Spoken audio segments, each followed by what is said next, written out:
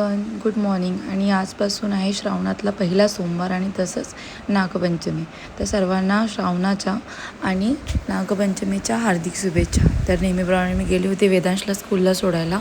त्याला क्लासमध्ये सोडला आणि आमच्या इथे मस्त आम्ही महिला मंडळामध्ये बसलो होतो. मग त्याच्यानंतर वेळ झाली होती वेदांची सुटायची. मग पहिले खाऊ घेतलं, मग नंतर त्याला घ्यायला चालले होते. आणि बघा किती सारे पॅरेंट्स बाहेर थांबून असतात. नेहमी विचारतात ना तुम्ही की वेदांश कुठल्या स्कूलला जातो, तर हे आहे वेदांच्या स्कूलचं नाव. फायनली मग आमची व्हॅन आली होती आणि आम्ही निघालो होतो घरी जायला. आणि आजी मस्तपैकी साडी नेसली होती आणि ते घरी पोचले. आणि आजपासून स्टार्ट केलं होतं आमच्या किचनचं काम. आमचं किचन जरा थोडंसं जुनं होतं, सो आम्ही जरा थोडंसं वेगळं बनवत होतो. त्यामुळे मग इथे बघा आम्ही आमचं छोटंसं किचन असं सजवलं आहे. आम्ही म्हणजे मी आणि ऋतूने ह्यांनी. तर मग ते झालं. त्याच्यानंतर मी घरून निघाली होती पूजेला जायला गावात. कुठे तर कल्पितकडे, म्हणजे कल्पित दादा आहेत त्यांच्याकडे नागपंचमीची पूजा मांडली जाते. मग तिथे आम्ही दरवर्षी जातो पूजा करायला. तिथे आम्ही पटापट गेलो. छान अशी मांडणी त्या आईने केली होती. मग मी मस्त पूजा वगैरे करून घेतली व्यवस्थित. पहिले मी करून घेतली, मग त्यानंतर ऋतूने पूजा करून घेतली, मग त्याच्यानंतर वेदांशनेसुद्धा पूजा करून घेतली होती. नागपंचमीची पूजा ही घरोघरी शक्यतो नाही मांडत, पूर्वी 1-2 घरीच मांडली आहे त्याप्रमाणे. आणि ही पूजा मांडणी हे माझ्या वहिनीने पालघरला केलेली. तिनेसुद्धा खूप छान मांडणी केली होती. त्याच्यानंतर दर्शन घेतल्यानंतर आम्ही घरी आलो. मी आणि ऋतूने मस्तपैकी चहा पिलं. आणि मग त्याच्यानंतर वेळ झाली होती माझी पोल्ट्रीमध्ये जायची. का तर आमच्या पिल्लूंना पाणी द्यायला.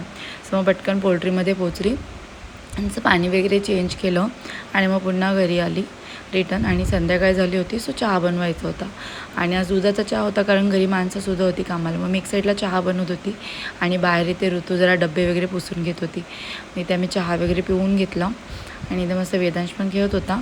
आणि पुन्हा आम्ही निघालो होतो जायला शंकराच्या मंदिरामध्ये, कारण होता श्रावण सोमवार आणि मला शिवमूठ व्हायची असते. आणि हे मंदिर कदाचित कमी लोकांना माहिती आहे. हे मंदिर आहे बालाजी कॉम्प्लेक्स, म्हणजे परणा इथलं श्री महादेवांचं मंदिर. खूप छान असं मंदिर आहे आणि ते गर्दी पण खूप कमी असते. त्यामुळे ते मस्त अशी मी पूजा करून घेतली होती. आणि मग त्याच्यानंतर नमस्कार वगैरे केला. थोड्या वेळ आम्ही बाहेर बसलो होतो. आणि हा बाहेरचा आवार आहे. इथे जे समोर बिल्डिंग्स देतात ना, तिथेच बी विंगला काही महिने मी राहायला होती गेल्या वर्षी. पुन्हा मग आम्ही घरी आलो होतो. मग त्याच्यानंतर आमचं दर्शन वगैरे करून झालं. आम्ही थोडं इथे बसले वगैरे. आम्ही पुन्हा निघालो होतो बोईसरला जायला, कारण थोडी भाजी वगैरे काही घ्यायची होती. सो मग भाजी वगैरे घेतली, घरी आले. आणि आज मस्तपैकी जेवणामध्ये मसाले भात, सोयाबीन फ्राय, कोशिंबीर हे सर्व असं मस्त बनवलं होतं. जेवण वगैरे घेतलं. आणि मग त्याच्यानंतर इथे वेदांशसुद्धा मस्त खेळत होता. त्याला बघत बघत आमचं जेवणसुद्धा आवरलं होतं. So bye bye, good night.